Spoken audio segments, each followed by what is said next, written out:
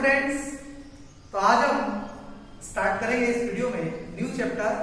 Okay, तो third chapter था उसका सेकंड पार्ट यहाँ पर हम स्टार्ट कर रहे हैं। सेकंड पार्ट है हमारा, उसका नाम है फ्रिक्शन। ओके, इसके प्रीवियस वीडियो में हम लोगों ने लॉ ऑफ मोशन जो चैप्टर था वो हम लोगों ने स्टडी कर लिया है। इसमें normally law of motion, okay, momentum इतना ही था, कंजर्वेशन ऑफ मोमेंटम क्या होता है, इतनी चीजें थी, टॉपिक थे उस वीडियो में जो हम देख चुके हैं। ठीक है, तो हमारा आज का जो नया चैप्टर है वो है हमारा फ्रिक्शन। ओके, तो फ्रिक्शन को स्टार्ट करने के पहले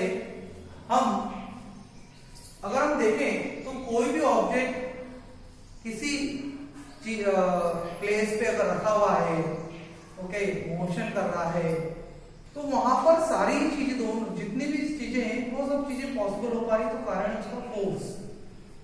ओके, फोर्स के कारण ही संभव है कि कोई चीज एक प्लेस पे बराबर प्रॉपर रखी हुई है, क्योंकि वहां पर एक्शन एंड रिएक्शन फोर्स लग रहा है, अपोजिट एक्शन एंड रिएक्शन। ठीक है, तो ऑब्जेक्ट जो है सरफेस पे फोर्स लगा रहा है, तो सरफेस ऑब्जेक्ट पे फोर्स लगा रही है, इसलिए वो ऑब्जेक्ट जो स्टेबल रखा हुआ है। या कोई ऑब्जेक्ट मोशन कर रहा है तो उस पर हम फोर्स लगा रहे हैं। तो कुल मिला के सारी चीजें फोर्स से संबंधित है। और हमारा ये जो चैप्टर है फ्रिक्शन, फ्रिक्शन जो है ये भी एक प्रकार का फोर्स है, ओके, जो हेल्प करता है किसी भी ऑब्जेक्ट को मोशन करने के लिए या किसी भी प्लेस पे स्टैंड रहने के लिए। ओके, अगर हम आज चल पा रहे हैं तो उसका सबसे रीजन है फ्रिक्शन। अगर आज हम खाना खा पा रहे हैं तो उसका कारण है फ्रिक्शन। अगर प्लेस पे कोई ऑब्जेक्ट रखी हुई है तो उसका भी रीजन है friction. Friction is a very most important concept, बहुत ही इंपॉर्टेंट कंसेप्ट है आवर डेली लाइफ का। ठीक है, अगर फ्रिक्शन ना हो तो बहुत सारी चीजें संभव ही नहीं है कि दुनिया में हो। जैसे आज हम जमीन पे चल पा रहे हैं, सबसे बड़ी पहली बात ये एक प्लेस से दूसरी प्लेस पे, वो फ्रिक्शन के कारण है। अगर रोड पे व्हीकल्स वगैरह चल पा रहे हैं तो उसका भी एक रीजन है, वो है फ्रिक्शन। ओके, तो फ्रिक्शन बहुत ही इंपॉर्टेंट है हमारे लिए, हमारी लाइफ के लिए। ठीक है, तो what is the friction? Friction means the force between the contact of two surface. दो सरफेस के बीच में जो फोर्स होता है उस फोर्स को हम लोग बोलते हैं फ्रिक्शन फोर्स, जिसे हिंदी में कहते हैं घर्षण। क्या बोलते हैं हिंदी में? इसे घर्षण कहते हैं।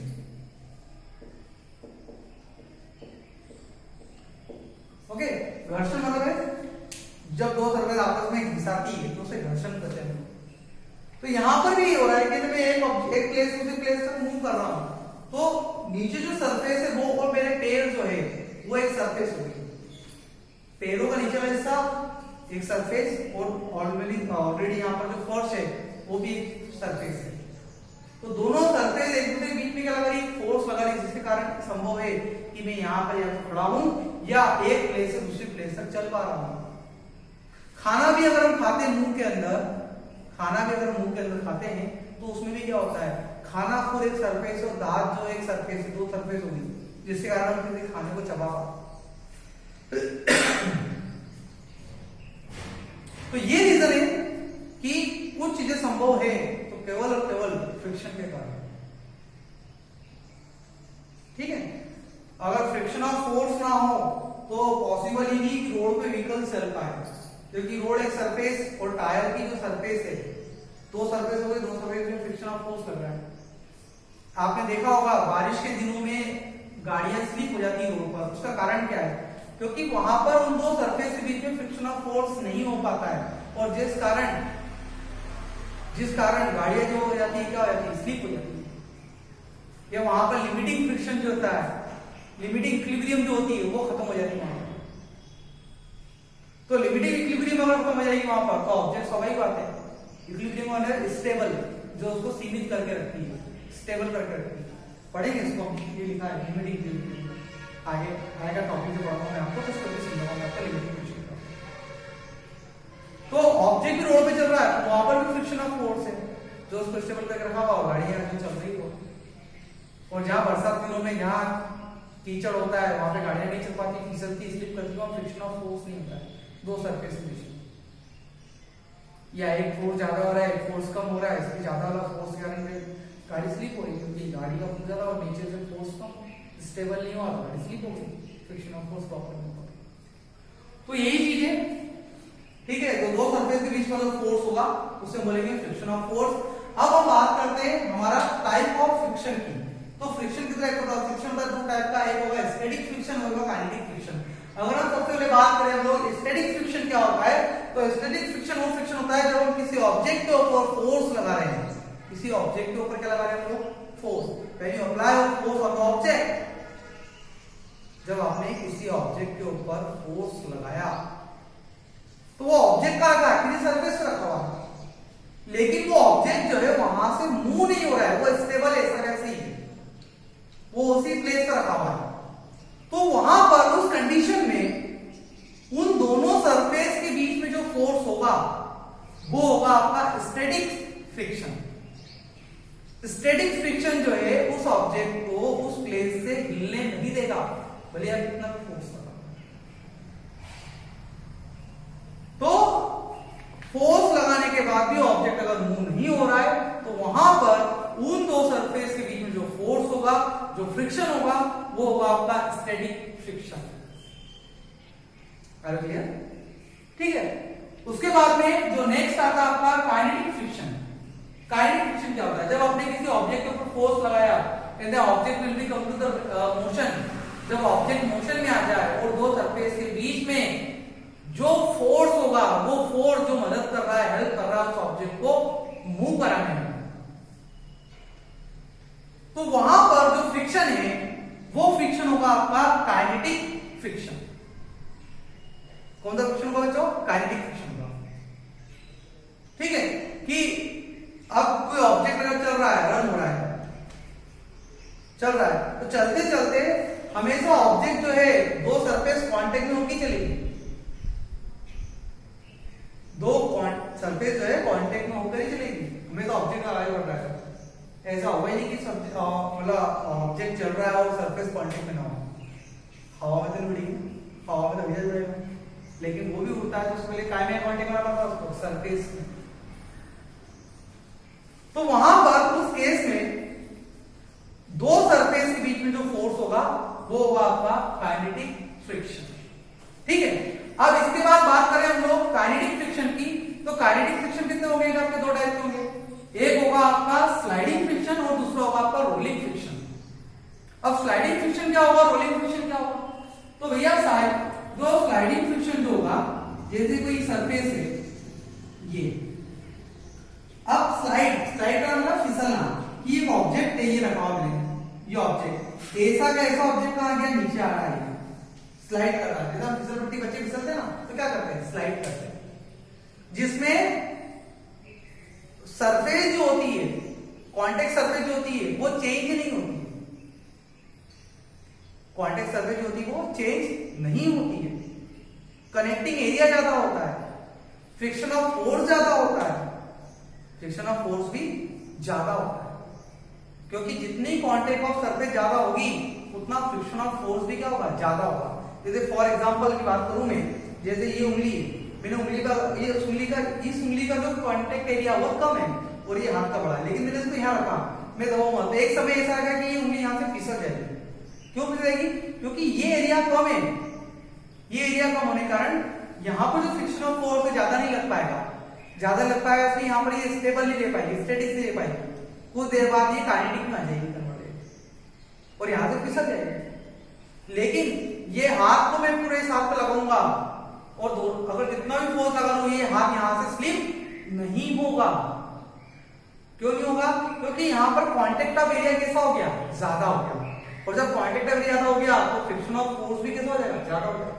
तो वही चीज यहां पर भी, इसे स्लाइड करेगा तो सीधे नीचे आएगा, तो स्लाइडिंग करता है जिसमें कांटेक्ट सरफेस चेंज नहीं होगी। और अब बात करें रोलिंग फ्रिक्शन की, तो रोलिंग फ्रिक्शन भी क्या होगा? रोलिंग फ्रिक्शन के अंदर ये होगा कि कोई भी गोल ऑब्जेक्ट है तो उसमें क्या होगा? घूमते हुए आएगा इस तरह से, इस तरह घूमते हुए आएगा। जब घूमते हुए आएगा तो उसमें जो कांटेक्ट ऑफ सरफेस है इट विल बी चेंज, हमेशा चेंज होती रहेगी। और क्वांटिटी ऑफ सरफेस का जो एरिया वो क्या होगा, बहुत स्मॉल होगा, बहुत छोटा होगा, बहुत छोटा होगा। तो क्वांटिटी ऑफ एरिया छोटा होने के कारण यहाँ पर जो फ्रिक्शन ऑफ फोर्स है वो भी कैसा होगा, कम होगा। That is it. अगर डिफरेंस की बात करें तो यहाँ पे डिफरेंस भी हो गया आपका, देखो यहाँ पर बुक में दे भी रखा आपको, एग्जाम में पूछा था, right the difference between sliding friction rolling friction. तो स्लाइडिंग फ्रिक्शन के अंदर क्वांटिटी ऑफ एरिया जो होता है वो बड़ा होता है, बिग होता है, यहाँ पर स्मॉल होता है। यहाँ पर स्लाइडिंग फ्रिक्शन जो होता है वो ग्रेटर होता है as a comparison rolling friction के, ओके। और यहाँ rolling friction is less than sliding friction. उसका कारण है सरफेस एरिया, ठीक। इसमें ऑब्जेक्ट जो है एकदम स्लाइड करेगा, इसमें ऑब्जेक्ट जो है रोल होगा। इसमें ऑब्जेक्ट क्या करेगा, स्लाइड करेगा, slide, okay. In this fraction object is slide on the one surface to another surface. और इसके अंदर क्या होगा, object is roll on the one surface. एक सरफेस के ऊपर क्या होगा, ऑब्जेक्ट क्या करेगा, रोल करेगा, ठीक है। तो ये आपका काइनेटिक फ्रिक्शन है जिसमें दोनों ही केस में ऑब्जेक्ट क्या कर रहे हैं, मूव कर रहे हैं। इसीलिए ये काइनेटिक फ्रिक्शन की क्या है, टाइप्स है। समझ आ गया आप लोगों को बच्चों? तो sliding friction, rolling friction, types of kinetic friction, ठीक है। अब हम बात करते हैं इसमें नेक्स्ट टॉपिक जो आता है आपका, वो है आपका लिमिटिंग इक्विलिब्रियम। लिमिटिंग इक्विलिब्रियम क्या होता है? लिमिटिंग इक्विलिब्रियम किसी भी ऑब्जेक्ट का वो फोर्स है या वो स्थिति है जो उसको इक्विलिब्रियम कंडीशन रखती है, चाहे फोर्स लग रहा हो स्टैटिक्स में हो, चाहे फोर्स करने पे वो काइनेटिक में हो। कैसे सर? देखो, जैसे कोई सरफेस है, इस सरफेस पे कोई ऑब्जेक्ट रखा हुआ है, ओके। अब इस ऑब्जेक्ट में मैं आगे की ओर फोर्स लगा रहा हूं F, ये इसका वेट है कहाँ है, नीचे की ओर। तो ये नॉर्मल रिएक्शन कहाँ होगी, अपोजिट ऊपर की ओर by the Newton third law. Newton का थर्ड लॉ क्या कहता है, every action is opposite and equal reaction. तो अपोजिट इक्वल रिएक्शन क्या होगी, ऊपर की ओर, क्योंकि वेट का लग रहा है नीचे की ओर, नीचे फोर्स लग रहा है, कितना फोर्स लगेगा उतना ही फोर्स लगेगा, ऊपर लगेगा, ये नॉर्मल रिएक्शन और। अब फ्रिक्शन ऑफ फोर्स आगे लग रहा है, तो मैंने फोर्स आगे लगाया, तो फ्रिक्शन ऑफ फोर्स लगेगा अपोजिट पीछे की ओर F। अगर ये स्टैटिक से खड़ा ही भी नहीं है तो Fs होगा।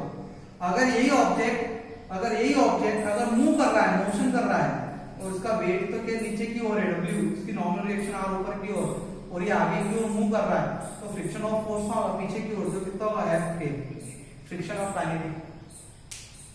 अगर स्टेबल है, कंडीशन में खड़ा हुआ है, तो क्या होगा, Fs होगा, फ्रिक्शन ऑफ स्टैटिक्स। अगर मोशन में तो फ्रिक्शन ऑफ काइनेटिक।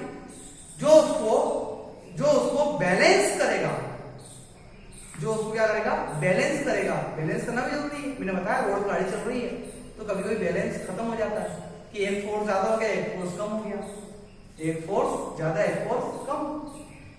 तो एक फोर्स कम हो गया, एक ज्यादा हो गया, इस कारण जो है वो गाड़ी की और स्लिप हो रही है वहां पर, ठीक है। तो यहां पर अगर बैलेंस कंडीशन में है तो जितना फोर्स आगे लग रहा है उतना ही फोर्स का नॉर्मल पीछे की ओर लग रहा है। और फ्रिक्शन ऑफ फोर्स ऑलवेज का लगता है बैकवर्ड, पीछे को लगता है। जब हम नॉर्मली चलते भी तो हमारे देखा होगा, आपने देखा होगा कि जो पंजे जो होते हैं वो सरफेस को पीछे की ओर धकेलते हैं। तो कारण क्या उसका, ये कारण है कि फ्रिक्शन ऑफ फोर्स लग रहा है पीछे की ओर, आप चल पा रहे हो आगे की ओर, मतलब आगे की ओर फोर्स लगा रहे हैं, फ्रिक्शन ऑफ फोर्स पीछे लग रहा है, बैलेंस हो रहा है यहाँ पर। जमीन क्या हो रहा है, आप जमीन पे चल पा रहे हो। लेकिन कभी ऐसा जैसे तेल जो अगर सरफेस पे अगर तेल धुला हुआ है, ऑयली सरफेस है, तो उस सरफेस पे आप चल पाओगे क्या, नहीं चल पाओगे। उस सरफेस पे आप चल नहीं सकते क्योंकि वहां पर ऑयली सरफेस के होने कारण वहां पे दो सरफेस जो है कांटेक्ट में नहीं आएगी। उन दोनों सरफेस के बीच में आपका contact of friction of force नहीं होगा, जिसे आप चलोगे तो पीछे की ओर हो जाएगा और आप वहीं के वहीं गिर जाओगे। तो वहां पर उस कंडीशन के अंदर लिमिटिंग इक्विलिब्रियम नहीं होगा, जो दोनों फोर्स का अगर बैलेंस है। आप तो फोर्स लगा रहे हो लेकिन नीचे से फोर्स लग नहीं पा रहा है, क्यों लग पा रहा है, क्योंकि कांटेक्ट में नहीं आ सकते। तो limiting friction is also very most important concept between the friction. अगर ये चीज नहीं होगी तो ना कोई चीज कंडीशन स्टेबल रह पाएगी और नहीं कोई ऑब्जेक्ट मोशन में आ पाएगा। ठीक है बच्चों, तो ये बहुत ही सिंपल सी चीजें थी आज के इस वीडियो के अंदर फ्रिक्शन की, जो मैंने बताया फ्रिक्शन क्या होता है, फ्रिक्शन के टाइप क्या होते हैं, रोलिंग फ्रिक्शन, स्लाइडिंग फ्रिक्शन क्या होता है, जो काइनेटिक फ्रिक्शन के टाइप्स है, इसमें डिफरेंस भी जो बुक में दिया हुआ है, एग्जाम पूछा था, मैंने एक्सप्लेन कर दिया, आप लोग बुक में पढ़ सकते हैं इसको। लिमिटिंग फ्रिक्शन क्या होता है, कैसा लगता है, ओके, वो भी चीज बता दी मैंने आप लोगों को। इसके अगले वीडियो में हम बात करेंगे कोएफिशिएंट ऑफ फ्रिक्शन। ओके, तो प्लीज थैंक यू, आप लोगों ने देखा इस वीडियो को, आई होप आप लोग